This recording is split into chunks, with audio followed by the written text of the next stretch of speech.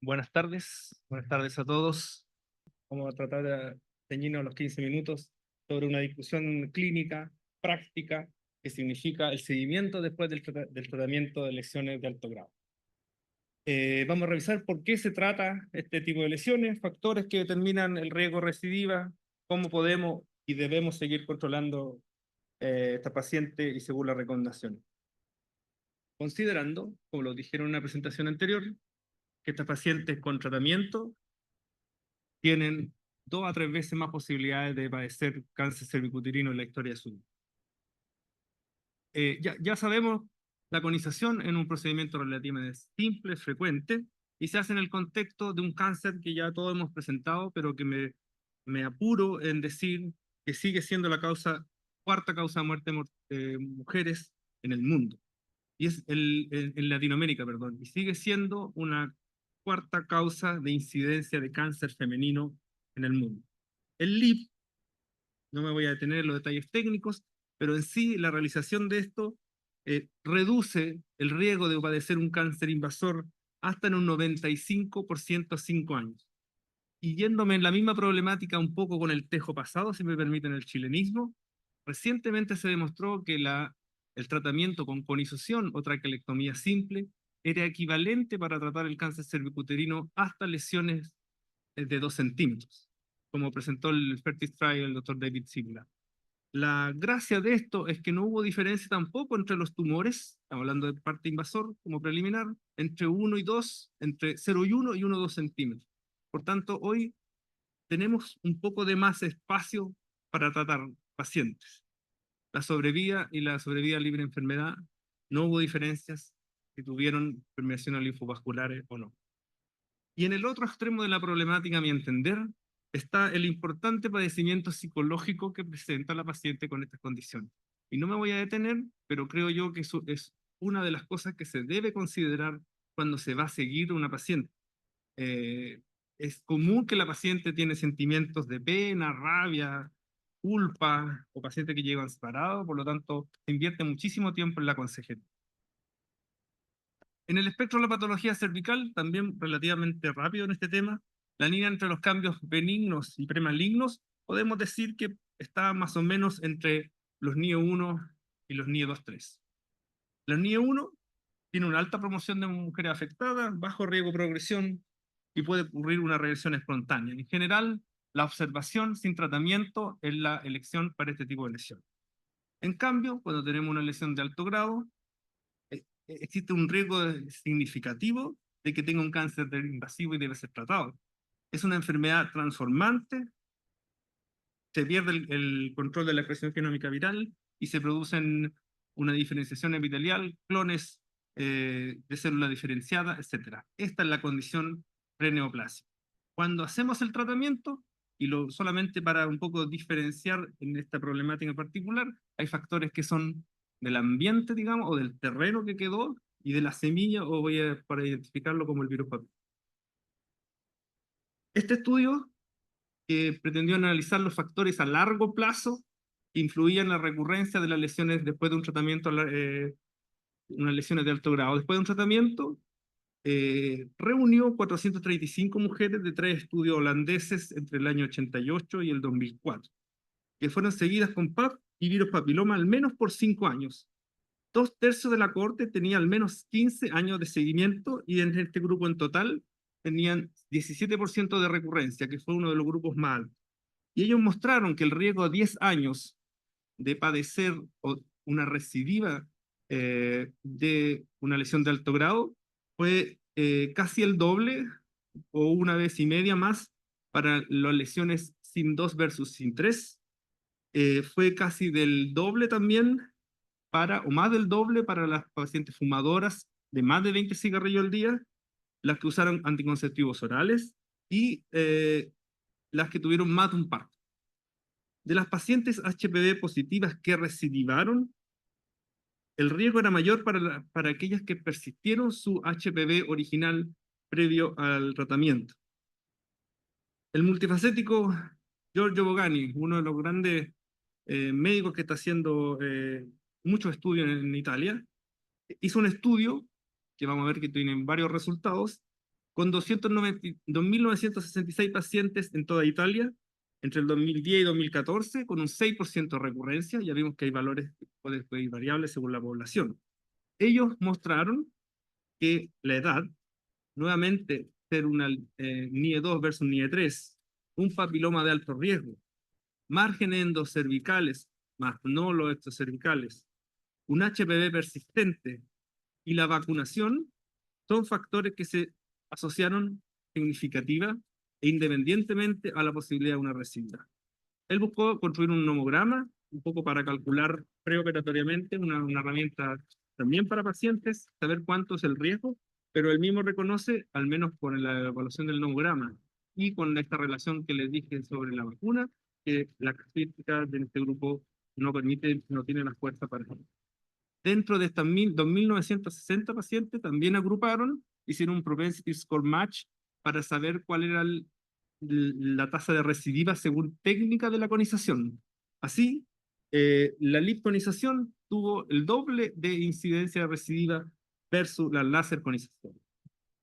En este mismo grupo, la población de altísimo riesgo, que significa tener borde positivo y tener HPV de alto riesgo positivo a 6 meses, fueron extraídos de estas 2.966 y fueron solo 163 pacientes.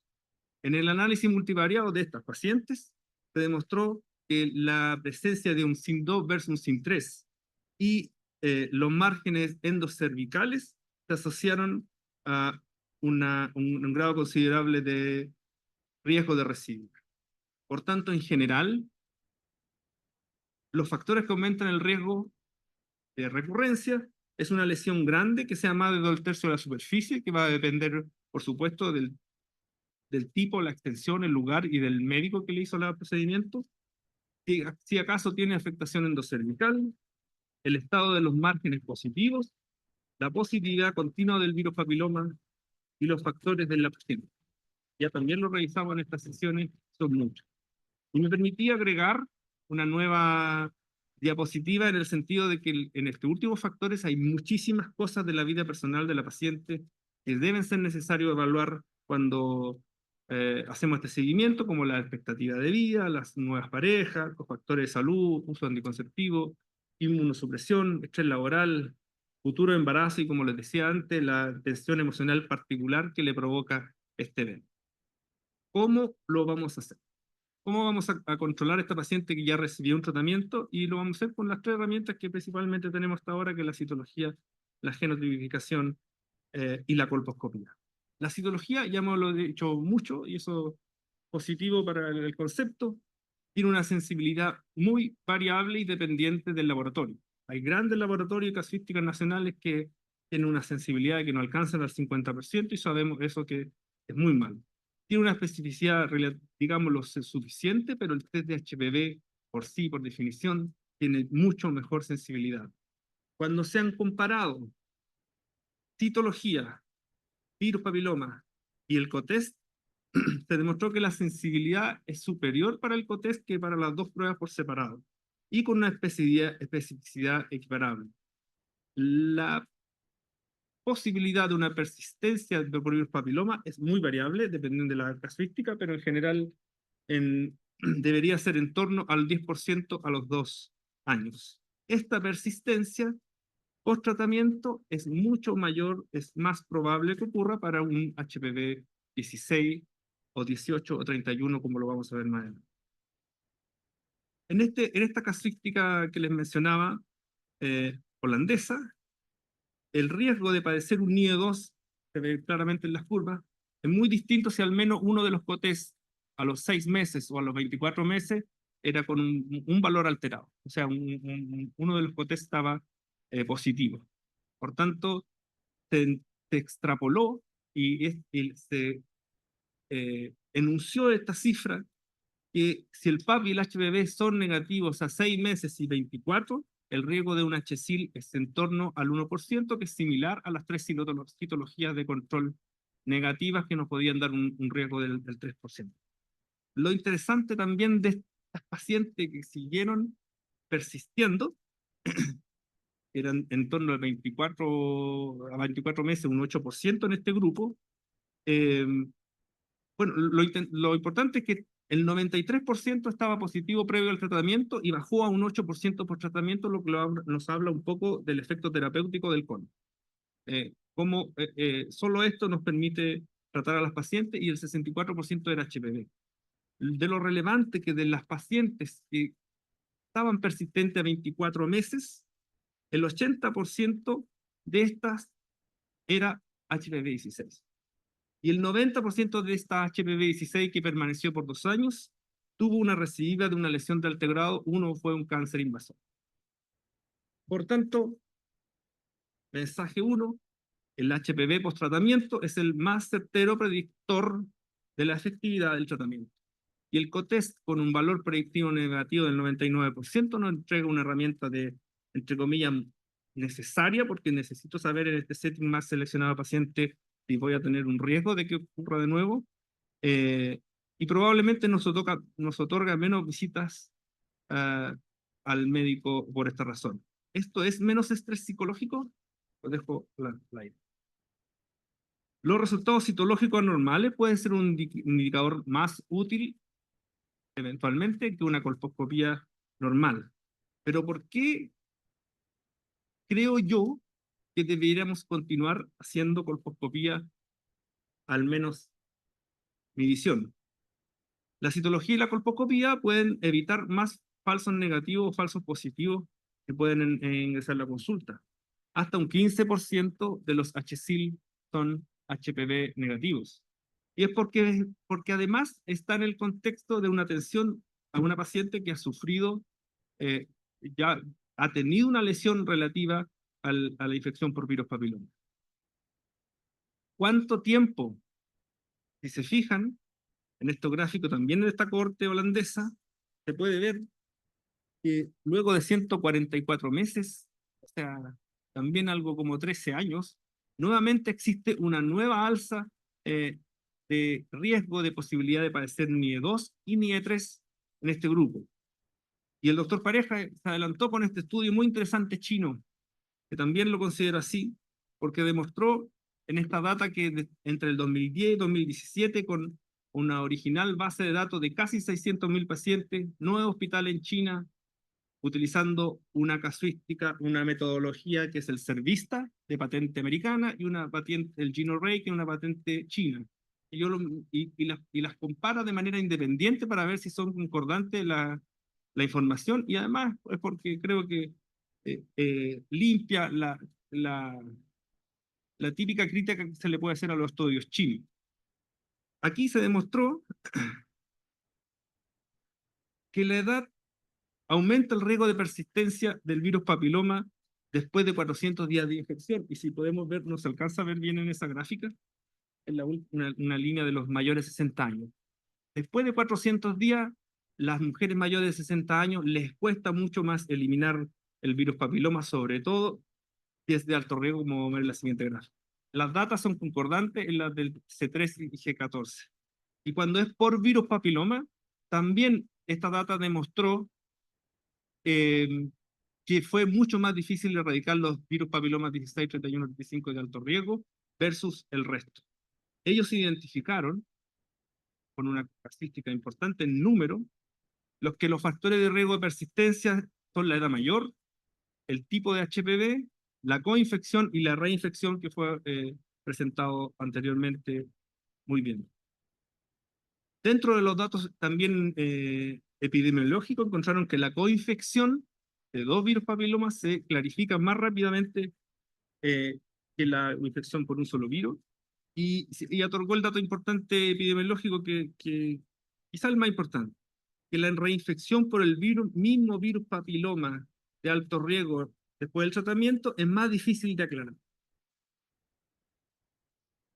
Por tanto, en el sentido del tiempo, para ir cerrando la discusión, la mayoría de los fallos ocurren en los primeros 2 años, casi el 60-70%, lo vieron en la gráfica el doctor Pareja. Pero esto puede ser hasta 25 años después. Por tanto, remitiéndome a la guía americana que hemos revisado, por supuesto que hay muchas, pero por cosa de tiempo creo que no alcanzábamos en 15 minutos, es que las pacientes que son tratadas por lesiones de alto grado, nos dice que la citología solo se debe usar cuando el HPV no esté disponible, En las pacientes menores de 25 años el control es estricto solamente con citología, y en todo este grupo paciente no se hace ninguna distinción si es alto o bajo riesgo, si la paciente es HPV positiva va a colposcopía. Una paciente que recidiva en NIE1 también se privilegia la observación, y si hay márgenes positivos para NIE2, el recono es aceptable, como también es aceptable la observación. La manera que proponen del seguimiento, basada por supuesto en la evidencia, está, lo primero es hacer un HPV o un HPV test o un cotest a 6 meses, y si esta paciente recidiva, sobre todo en este periodo, NIE2 o más, y un nuevo cono no es posible ni deseado, y traje este párrafo porque también existe mucho esta discusión, sobre todo en la parte privada, se recomienda histerectomía. ¿Ya? O sea, puede existir esa opción si tiene un NIE residuado. ¿Hasta cuántos NIE hacemos cono? Eso todo hemos estado en la práctica discutiendo. Hacia el largo plazo, luego del control negativo de 6 meses, se realiza un control anual, un cotest o HPV test por 3 años. Y luego de eso, cada 3 años por 25 años, si la paciente todavía lo permite la edad, lo permite la autonomía, ¿cierto? Y su expectativa de vida. Seguimiento después de la histerectomía, y hay muchos factores. Hay que entender que hay que seguirlo con HPV cotest si la paciente fue histerectomizada en un contexto de una enfermedad por virus papiloma, y control anual con cotest o HPV por 3 veces. Eso sería como el seguimiento de una paciente que fue operada por esta razón.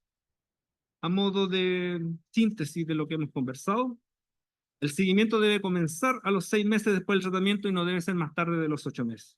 Las mujeres deben tener un seguimiento trianual durante al menos 25 años después del tratamiento del SIN.